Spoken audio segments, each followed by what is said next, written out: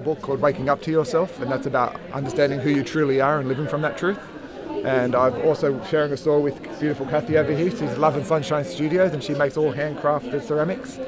So we're here just trying to bring a bit of heart to the event.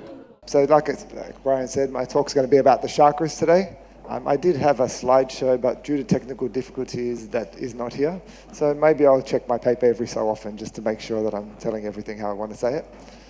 So just a little bit about me. I'm a spiritual teacher, a psychologist, energy healer, and author. And I've dedicated my life really to try to understand what it means to be human.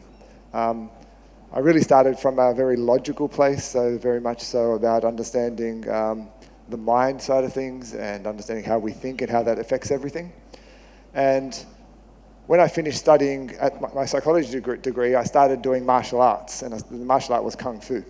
And prior to that stage, I didn't really know much about Kung Fu. I thought I'd watched the TV show Kung Fu with David Carradine, and it looked sort of a little bit woo, really. So, but I kind of liked that. So I started Kung Fu, and at Kung Fu, we learnt a lot about Taoist philosophies. And Taoism is really about understanding the laws of nature and how it works. But one of the main things in Taoist philosophy was talking about qi energy. And understanding qi energy more and more through the years, I did it for about almost 20 years. There was probably about 5 years into it that we were talking about qi energy, but then I was actually I was sparring with a partner. And as I was sparring with the partner, I could see sort of certain lights light up at certain areas of his body. Me being a psychologist, before a psychologist, I just rubbed my eyes and just thought I was making it up. That's the first thing that I did. Then what I did is I still kept seeing it, so I wasn't actually stopping. And then being a psychologist, I really started to question, like, am I seeing things? Am I hallucinating? Am I having a psychotic breakdown of some sort? But I was quite lucid, so I knew I wasn't, but it was still very confronting to me. But what I could see was during the sparring, is that his solar plexus chakra was really, really bright, and the others were there, but this was really, really bright.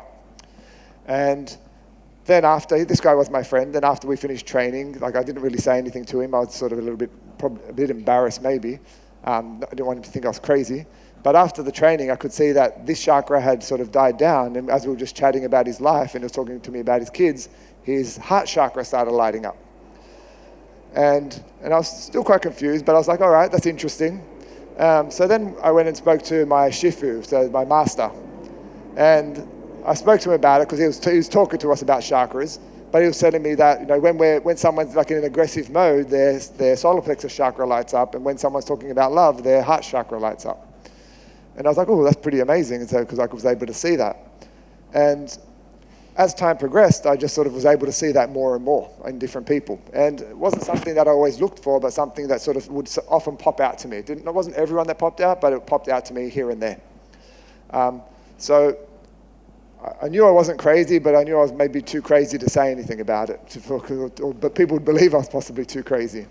So in my work, though, I had never really seen any chakras in my work as a psychologist. And then what I started noticing, the more I was able to see it over here, is I actually just started noticing it in my work as a psychologist. I definitely didn't mention it in my job, but what I did see was if someone came in like highly anxious, I could see that their base chakra was really, really overactive, was working too much. And it could also flip the other side where it was underactive as well, that they were just sort of too high from being anxious. And then I also saw that when we started dealing with their anxiety, that how that base chakra would actually start to return to normal. So I found it really, really interesting to see how the psychological aspect of what we were working through actually was shifting the energetic aspect. And the same with someone who maybe had trouble speaking. I could see their throat chakra was really restricted and small and underactive, but the more they found their self-worth and the more they found their voice and their courage to speak, that actually just started functioning normally again. So it really motivated me to go deeper into understanding the chakras, to understand exactly the psychological and energetic connections that are going on. And that's really what I'm going to try to bring to this talk, is try to bring that connection of not just the energy centers, but the psychology centers and how they actually interweave. Because the chakras really are our energy system. So everything that we experience, we actually experience it energetically through our chakras first, then to human, then it goes back to our chakras and up to our spirit part of us. So it actually creates a loop down and also a loop up. So while we think our mind does everything, before anything goes to our mind, it actually has to go through our chakra system. And the more we understand that, the more we can see, well, what's going on within my chakra system, not just what's going on within my mind necessarily. So there are 7 main chakras, 7 main chakras. There are other chakras that I won't talk about so much today, but 7 main chakras are the base chakra, which is sort of just located there. That one's just there. Then there's the sacral chakra, which is just located there. And the sacral chakra goes all the way through. So all the chakras in the middle actually go all the way through, so at the front and the back. Then we've got the solar plexus chakra, the heart chakra, the throat chakra. Everyone knows the third eye chakra. That's everyone's favorite. And our crown chakra. And so today what I want to talk a bit about is what each chakra does, what makes it a balanced chakra, how it becomes imbalanced, and how it becomes imbalanced from an overactive place, how it becomes imbalanced from an underactive place, but also more importantly, how we can balance that back up again. And we can balance that in numerous ways, but most of the time I'm going to talk about some psychological ways to balance that if that's where you prefer, some energetic ways or spiritual ways to balance that. I often find the combination of all of them is really, really useful. So each chakra that we have usually develops aligned with the psychological developmental stages. And that's usually every 7 years. So it can change depending on our lives, but the base chakra usually starts to develop from 0 to 7, 7 to 14. This is going to test my 7 times tables here. 14 to 21, 21 to 28, 28 to 35, 35 to 42, and 42 up. So your age can also help you see what part of your life you're actually focused on right now and what that actually chakra represents. So you can kind of look at that. I know me personally, my top chakras were always quite developed. So sometimes I had to sort of go backwards to go forward, so it didn't work quite so linearly. But it is something that is a general guide that you can look for to help you understand where you're at in your chakra level at that moment. When a chakra is functioning balanced, the way the chakra works is it works in a way that what its faculty is and what it controls within our lives, it works very, very well. When it's imbalanced, it usually is imbalanced from 2 sides. So it's imbalanced from being overactive, and it's imbalanced from being underactive. When it's overactive, what happens is that principle of what that chakra does, it's working too hard, it's doing too much of it.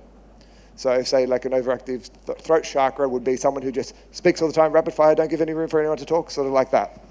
And the underactive might also be that, I really got a lot to say, but I'm not going to say it. So we'd understand a little bit about what underactive and overactive means. So overactive is when we overuse it, underactive is when we don't use it enough. And we really, again, want to talk about balance. It's not about trying to push one more than the other, and if you do try to push one more than the other, it's going to actually affect the rest of them. The chakras, how they work as they develop through our lives, is they develop, like I said, from the base up. So I've got my base chakra, and if I have certain experiences within my base chakra, then that's actually going to influence my sacral chakra. So it's going to, if I have certain experiences that throw it out, then it's going to throw out this, and it's going to throw out that above. So if I've learnt that the world is dangerous, then that's in here. My sacral chakra is going to feel anxious all the time. Then I'm going to worry about it. Then I'm going to try to avoid things. So depending on what I learn there is what gets fed back up the line. The 4 bottom chakras, so the heart, solar plexus, sacral, and base, they're what we call the earth chakras. So they're the chakras about how we function here where we are. The top chakras, which is the crown, the third eye, the throat, and even the heart. The heart is actually the central one. It's actually the balance of heaven, spirit, and physicality. They're our more spiritual, energetic chakra, or spiritual chakra, sorry. So they're our connection to source, our connection to our truth. And the more we balance those, the more we actually can be here on earth living a spiritual journey, not just a human journey or just a spiritual journey. I know me, when I first started getting to spirituality, I tried to leave the earth journey behind a little bit. I tried to just only develop the top chakras. I was kind of like floating on clouds for a fair while and love and light and accept everything. So it was really lovely, but eventually, because I was neglecting my bottom chakras, I came crashing down. They weren't able to sustain me. I was talking before, it's a little bit like a tomato plant. So yes, if I want it to grow high, I have to create a foundation down the bottom. But if I don't have that foundation or the stick, then it's only going to flop down again. No matter the higher it goes, the worse you're going to fall, the more it's going to fall. So we really want to create that foundation down. And you might want to see where you're at. You might say, I've got a really solid foundation, but I want to connect to my more spirituality. That would be working on the up ones. If you really feel like you're super spiritual but not very good at being here on earth, then you want to work on the lower ones. So the first lower chakra we'll talk about really is the base. I'll go from the base up. And you can remember them, they've all got different colors. They're usually the colors of the rainbow, so we'll stop at indigo here. And the crown one, some people see it as violet. I generally see it as white. So sometimes I think it's violet because the indigo one reflects from the white. So I think that's why sometimes people see it that way. So we've got the base chakra, which is the red chakra. And the red chakra is all about our sense of security, our sense of trust in where we're at, our sense of grounding, our sense of being here content in the human world. And generally we experience a nice balanced sacral base chakra when we're sort of brought up in an environment where we're encouraged to be ourselves, that we feel very safe with where we're at, we feel very loved, we feel very self-assured, and we have experiences like that around us. And generally, if we have that for the first 7 years, it's going to generally create a nice, solid base chakra. So none of us have really had perfect lives. So having a solid base chakra is sort of, it's kind of relative, really. So it is just being on Earth, it's going to get thrown out. So it's designed to be thrown out a little bit. It's designed in a way to absorb what's around it and to function with what's around, from what its understanding is of what's around it. So even though it gets thrown out, that's okay. That's part of our karmic journey, what we came here to learn and grow with. In terms of what makes it maybe an underactive chakra, usually if we experience, like say it could be a parent or a caregiver who's always anxious and worried, like just be careful, watch out for that, or like a helicopter parent, or even if we experience trauma or severe neglect, what that can do is create an underactive base chakra. And signs of an underactive base chakra are generally feeling anxious all the time. So feeling anxious, distrust in the world. We're always saying, what's going to happen? Something might happen. Am I okay? Am I going to be okay? We feel like we need to control all those things through worry. Some common psychological conditions where the base chakra is generally underactive would be things like PTSD and also generalized anxiety disorder too. So they're generally pretty big ones there. While they develop from 0 to 7, say we have a trauma later in our life, that's okay. That could also affect our foundation. So it's not that once it's stable, it can be affected any time because it is energetic and everything we experience is energetic.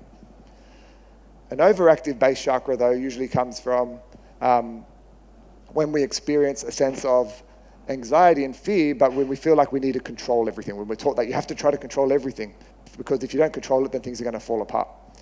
So what usually happens then is we become really, really rigid, we become maybe very materialistic or money-focused, and we feel like perfectionism can also start from there. I need to control everything and control every detail. And that usually stems from the base chakra being overactive. And some conditions with that usually are things like hoarding. OCD would be another one that comes from that. Sometimes eating disorders can come from a really overactive base chakra, the need to control everything there. Then to balance that, what we want to do is we really want to balance our sense of safety, our sense of security, and our sense of trust in ourselves. And some ways you can do that could be things like there's a therapy called schema-focused therapy. So schema-focused therapy is therapy that really tries to address our core beliefs and understand why we believe what we believe. Could be like inner child therapy as well. So really connecting to our inner child, seeing what our inner child's saying, and really reparenting the inner child. From an energetic perspective, we can do things like just wearing red. Just wearing the color red is the same vibration as the base chakra. So that can help. Grounding, everyone's heard of that one. Take your shoes off, walk on the ground, hug a tree. You can do any of those things. Even just earthy things that could be red jasper crystals as well. So anytime you really want to work on the base chakra, anything red will do that, but also really looking at your belief systems. That's really where you want to look when you're talking about the base chakra. Then that brings us to the sacral chakra. And the sacral chakra, I find, is probably a good majority of the time one of the most neglected of the chakras. So the sacral chakra really is the chakra about emotions. That's why it's mostly neglected. Because it's not just pleasant emotions, it's also the unpleasant emotions. But it's emotions, it's creativity, it's sexuality, it's flow, it's our water element actually. It's actually connected to water. And generally that develops, like I said before, from about 7 to 14. And it develops healthily when we're encouraged to express ourselves, when we're encouraged to be able to be creative, when we're not shamed for feeling how we feel. We say, yes, we understand that you feel that way, and this is the way to navigate through that, rather than being told that it's wrong. Also can happen, like some people, a lot of very artistic people have a very prominent sacral chakra. And when we're done in a balanced way, it's really, really healthy. When it becomes underactive, it usually becomes underactive from experiences of usually shame about emotions or shame about creativity. So I know we generally live in a bit of a society where we're told like to feel good all the time. Like we're told, don't feel bad, you shouldn't feel bad. I think that's shifting a little bit, but we're really told that certain emotions are weak to feel.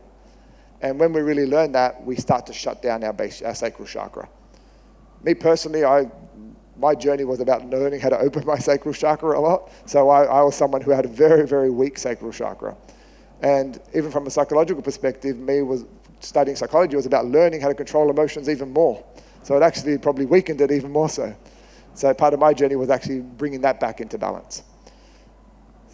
Good or bad, I won't say which one, but beneficial at the end is that if it's been out of balance for too long, sometimes it goes the opposite end. So the emotions just come flooding out, and then you have to learn to deal with all the emotions. So some signs of an underactive base of sacral chakra would be feeling numb, feeling detached, low sex drive, low libido. That would be from an underactive sacral chakra.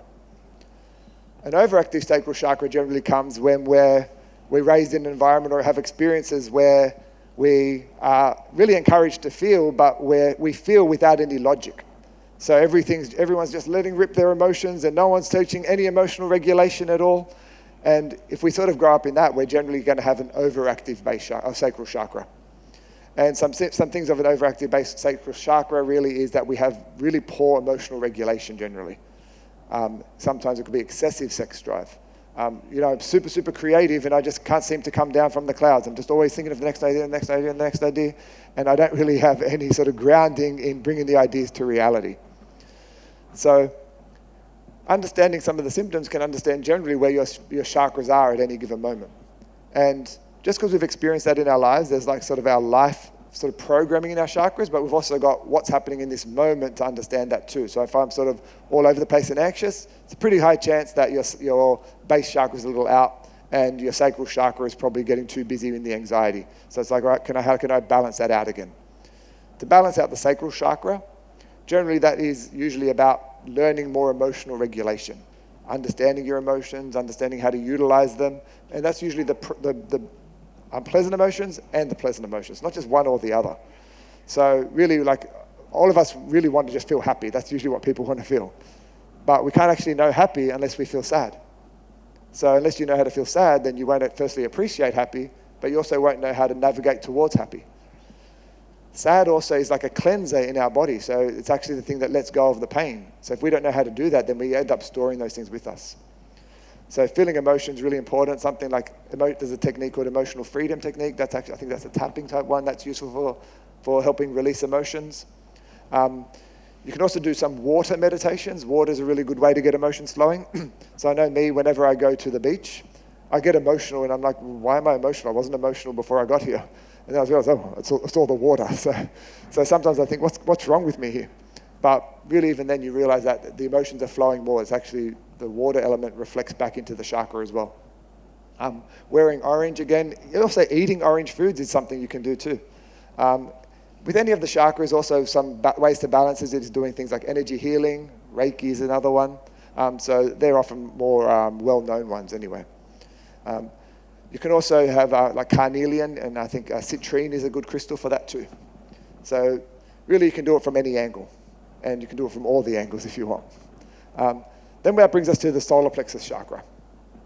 So the solar plexus chakra is our chakra connected to our power, our sense of power, our sense of being okay with who I am, a sense of our self-esteem, and really what our I am. So I am who I am sort of thing. And that usually develops balanced in a way when people are, it's yellow again, I think I said the colors before, yep, but that usually develops when we're encouraged to be who we are, when we're loved for who we are, when we receive that love for who we are, when we're not told that we're wrong, when we're not told that we're too bad, when the behaviors we do is maybe about don't do that behavior rather than personalized to us.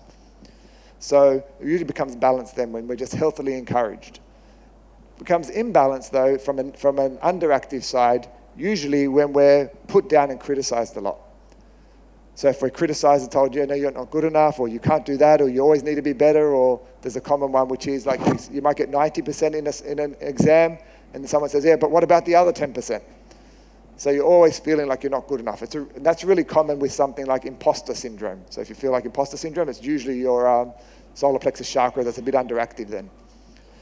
So overactive solar plexus chakra, though, generally comes from usually when people are quite aggressive or always action orientated. So we're always sort of having to do things, or I feel angry at you, so I'm just going to let rip. So it's really something where it controls our power, and we're always trying to take excessive control and excessive power. And that's really where it becomes a problem as well, because it's not really balanced. So to balance that one out, it's really important to find a sense of self-worth and self-connection of just being okay with who you are. When you can be okay with who you are, that's going to just create that. And it's going to mean we don't have to overstrive necessarily. It might mean we know how to put in effort, but we don't have to always overstrive or be scared of striving either. Because sometimes we don't want to put effort in case we fail, because it's going to affect our self-esteem. So any work on your self-esteem, that's really, really useful. Any challenging of any beliefs that are related to your self-worth or feeling of good enough is really important there as well. You can do things like fire meditation. It's our fire element, so it's really going to be, that's why we get angry. It's very fiery. So that can help. Any yellow crystals, and really just learning assertiveness training rather than aggression training. So that's really going to be able to balance that one out for you. And again, it can get imbalanced anytime. So you can check in at any given moment and say, oh, how am I feeling there? If I'm getting angry, what's going on here right now? It's not just always just because it's been programmed from a young age. And then that brings us to the heart chakra. And the heart chakra is our center of self-love, compassion, forgiveness, and self-compassion as well. So it usually develops when we're really brought up in a really nurturing environment, when we're loved for who we are, when we're embraced, when we're okay to really just be us. And it just generally develops balance, and it's a good way when we can sort of love others and love ourselves as well. It's balanced in those ways, not just about me or them. It becomes underactive often when we go through traumas generally, or breakups, or through death or grief. So usually when we experience really intense pain, that's usually when we have a tendency to shut it down and to make it underactive. So most people have probably gone through a breakup and they're going to say, well, I never want to date again. That's generally the heart chakra closing. And which is fine. Like, it's not about always having to have it open, but it's out of fear that I'm going to keep it closed. And that's going to result in feeling numbness, detachment. Yes, you might feel safe, but you're really not going to feel connected to anyone else. And you're going to feel isolated and detached. An overactive heart chakra, though, is kind of more like, I feel everyone's pain. You know, it's like the bleeding heart type thing. And that usually occurs when you're, maybe sometimes, I know this gets thrown around a lot, but I'll use it for now. So say like a narcissist, they're going to make you feel guilty and they're going to make you feel sorry for them. And if you grow up in an environment where someone does that, your heart's going to bleed for them all the time. So you're going to want to save them. You want to rescue them because you feel their pain. And that generally results in being like a people pleaser, a rescuer. And that's usually when your heart's bleeding too much. It's overactive. So balance really is about bringing your heart back into a sense of self-love, a sense of loving others, but also knowing how to love yourself too. It's also building self-compassion, self-forgiveness, and self-acceptance also. Because they're equally important, is loving us, not just for everyone else. And some heart chakra meditations are really, really useful. So loving kindness meditation is one. Grief counseling can also be useful for that. It's not quite a therapy thing, but it is about bravery generally to open up your heart chakra. Because when you're closing off to pain, you're closing off to love. You actually close the door on both of them because they're both in the same room. So it really takes bravery to do that. You can focus on, so there's green aventurine crystals really good for that. Also, so is rose quartz good for that too. Really any healing, eating anything green or pink is really quite useful for that. And you might even find at certain times, I know I've spoken about food a little bit, is that certain times you just might get a an urge to want to eat certain foods. And when you get that urge, just check out the color. Just see what does it relate to. Because sometimes we actually get the urge from a color perspective as well, not just for we want the whatever's in it. Sometimes we actually want the color of what's in it. And you can say, oh, I'm eating that, or it must be something I'm working on with my heart. That's an opportunity to tune in as well. Which then brings us to our throat chakra, the next one up. So our throat chakra is blue, and it's designed for our expression of our truth and authentic expression. And speaking, communicating, and listening is part of that too. So when a nice balanced throat chakra is working, it usually comes from a place where we're heard, we're encouraged to speak our mind, we get encouraged to speak our mind without receiving any judgment. We get listened to, we get respectful dialogue within that environment. And generally, if we have that, we're going to have generally a quite balanced throat chakra. If we get criticized a lot, if we get put down a lot, if we get told that we're wrong and we get always told to doubt what our opinions are, that's going to close it down. It's going to make us sort of say, all right, I don't want to talk at all, I don't want to be wrong, or someone might judge me, so I'm just going to be very, very quiet. And you might even find that you get some throat issues as well. Overactive is usually people who I think I already mentioned this one before, but it's overactive throat chakras usually come when we are just not taught how to filter anything. It's like, just say whatever's on your mind, and we're never taught, all right, you can't say that, let's maybe say it this way. It's just like talk, and really having minimal boundaries. And that can also come from being not listened to as well. We feel so not listened to that we just need to talk so much to finally get some attention. So balancing that chakra usually revolves around being okay with not expressing yourself, but also being okay to express yourself. It's really finding that balance there. And being okay to express yourself in a way where it's kind, compassionate, and respectful to others, rather than, I'm being honest and saying, you're fat. So it's not necessarily that. It might be saying, I'm being honest and saying, maybe you could work on your health right now, as an example. So there's generally a compassion in the honesty, not necessarily, I'm being honest right now. So balancing the throat chakra usually can revolve around a bit of assertiveness training can help with that. So how do I speak? Learning certain communication skills. Blueberries are useful for that as well, as far as blue fruits go. Also, singing, speaking, public speaking can help with that. Anything that really activates the voice again. I've lost the word. Aquarius, I think, is the crystal. I've lost the blue adventure. No, there's a blue crystal. I can't think of it. But any blue crystal, we'll just go to that one. That's easier to do.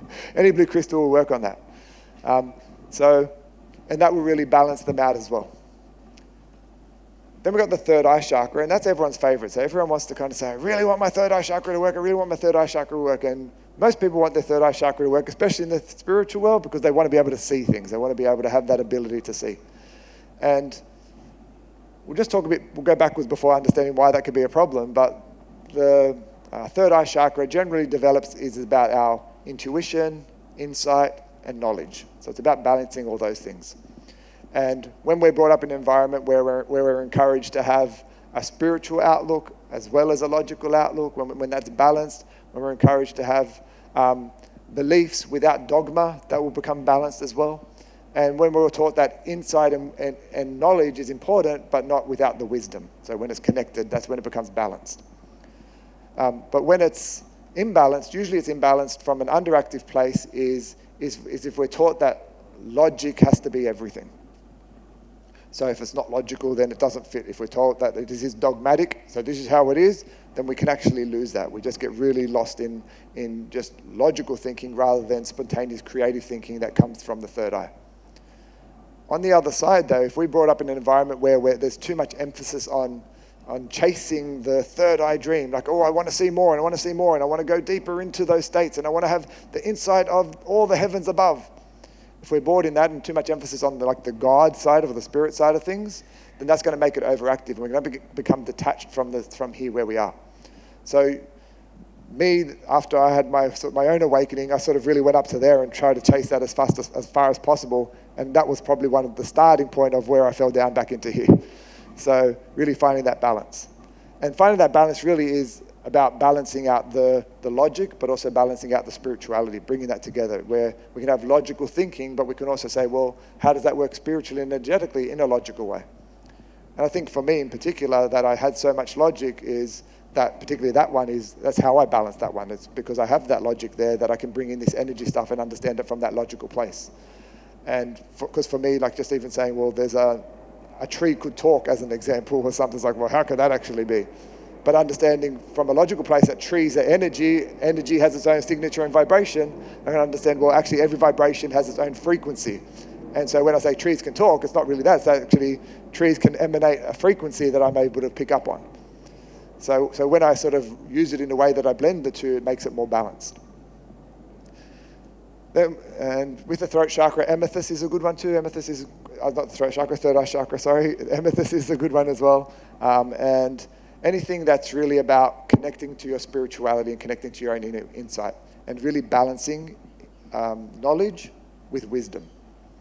So not just being a knowledge connector, a collector. How do I actually bring that into my life rather than just have it all up here?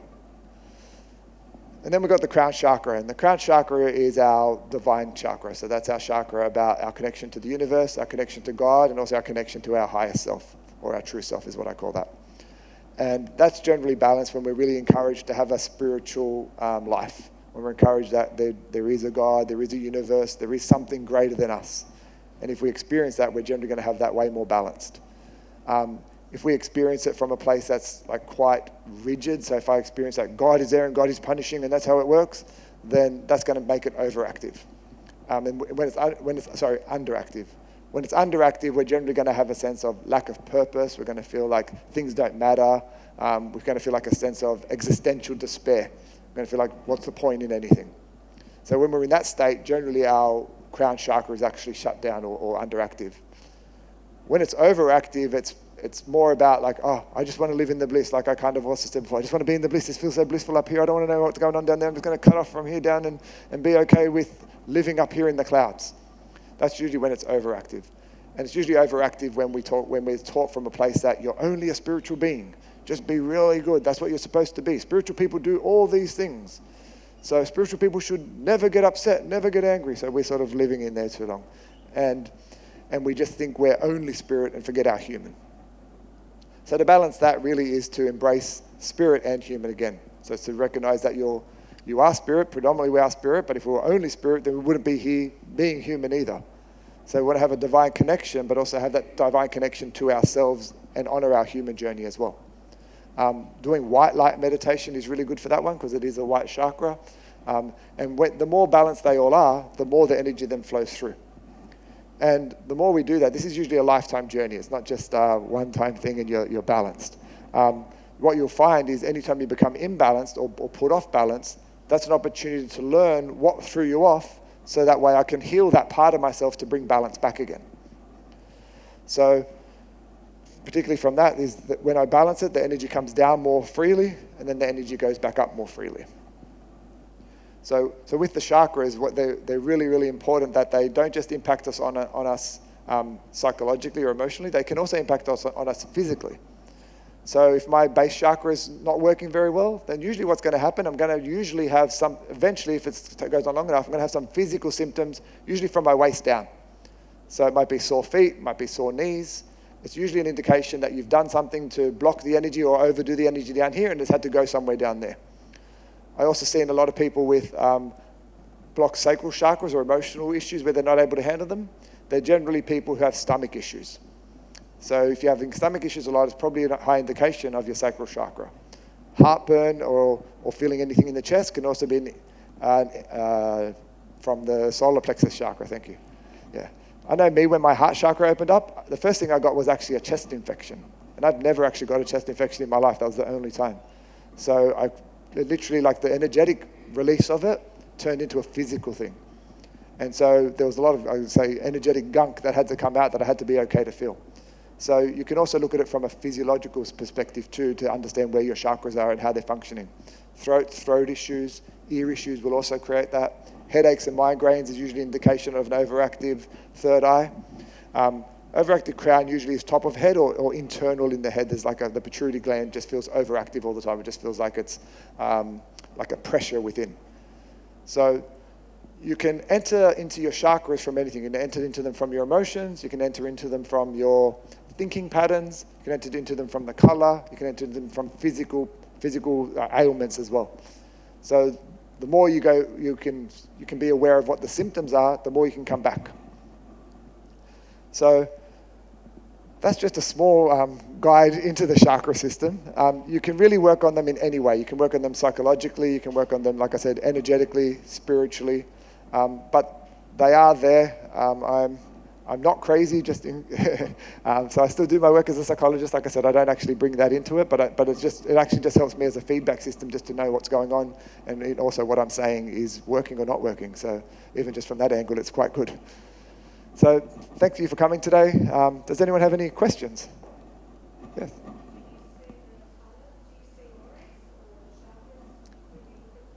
How I usually see it, so what I didn't mention was I used to see it physically, and now I just see it internally. So for me, it's more about tuning into it rather than having to tune out of it. So the aura is also really, really important, but that wasn't part of this talk today. But yeah, no, that's okay, but I do see that aura and chakras, yes. Yeah. Yes.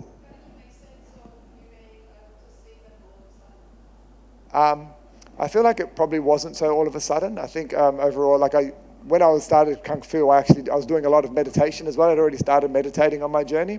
So I think it actually started to blend into each other. I just think it was just quite clear at that stage. It was just more obvious than usual. But at first I didn't make sense. I was like, well, what the hell's going on here? And then the more I saw it, the more I just relaxed into that. And also having my sifu or my Kung Fu master to help explain it, having someone to bounce it off, that helped as well. Yeah, thanks. Someone else had an arm up? I thought I saw. No? Anyone else? All right, so I'll come back to you in a second, yeah?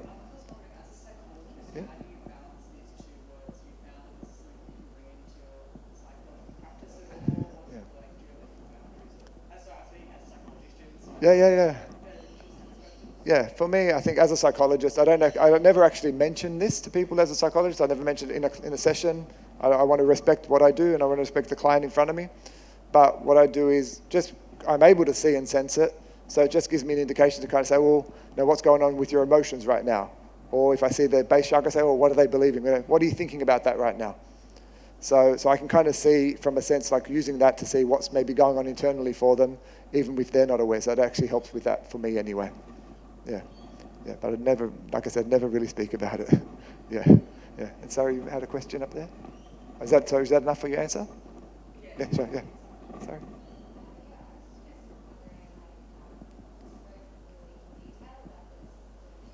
Yeah.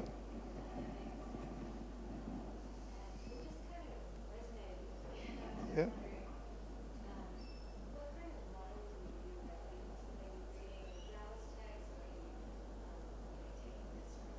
Yeah. No. Yeah, I think I started, my background's Catholic. So I was brought up Catholic. I was always sort of like a moderate Catholic. I didn't really ever fully believe in the full dogma of it. Then I studied Taoism through martial arts. And from there, I went into studying Zen Buddhism. Also with the martial arts, I just started seeing chakras. So I was able to, and I studied psychology, obviously, as well. So I started seeing it all started just combining for me. I don't think there is a modality for what I do. I'm not sure of all those combinations and how it works.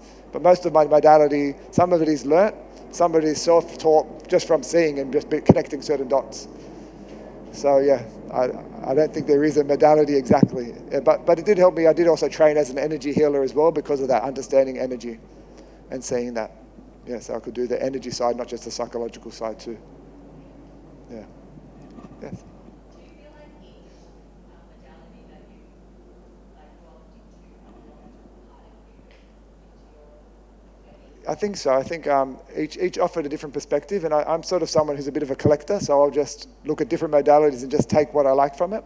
So I wouldn't even say I didn't renounce any religions. I still believe in God or Christ, Jesus. I still have lots of beliefs, but I just take the parts of it that I feel serve me and resonate with me. I really resonate with that. Yeah.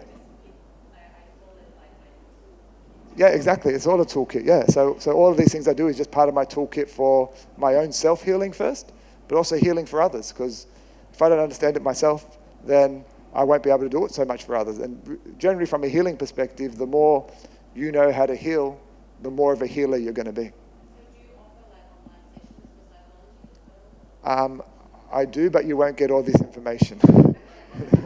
So I do offer online. Yeah, but I do offer these sessions more from a spiritual perspective online.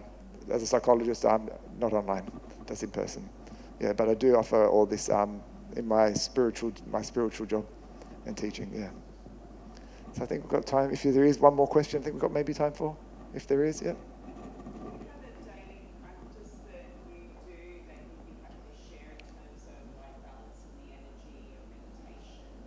Yeah, so sometimes you can do, depends on what it is. So I wouldn't necessarily have to do a daily one. It can be daily, but you also just want to see where you are at any particular day. So you can just go through and balance all your chakras daily. You might feel that, I just feel really drawn to working on my sacral chakra today, or for to work on my throat chakra, whatever it may be. So I think it would just be depending on what you feel is useful for you. And what I used to do initially, and this might be a good one as well, is that I used to just scan through my chakras. I used to imagine paint. And so if my base chakra was sort of like a palish red, I'd add a little bit more red to it. If it was too maroon, I'd add a little bit of white to it. I'd imagine just adding white to it. So I'd just get it to be the color that I wanted it to be. And generally when you just create that, when you have more balanced chakras, your actions just come more easily.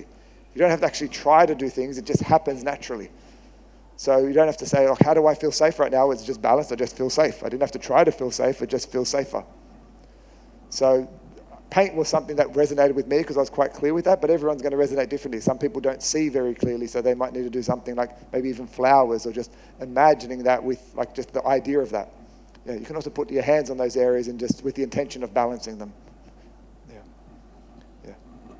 Oh, sorry, one last question, yeah. No, I'm not, no. If you come and see me, I might do a little bit, but H5 I am, yes. I'm at H5. I've also, you can come and talk to me. I'm there all day. I've got a book as well that's not about the chakras, it's about the psychological component and living with that truth and living that truth. That's called Waking Up to Yourself. And yeah, so I'm happy to have a chat to you and see if it is out and maybe things you can do for that. Yeah. But thank you very much, everyone, for coming here. I really appreciate it.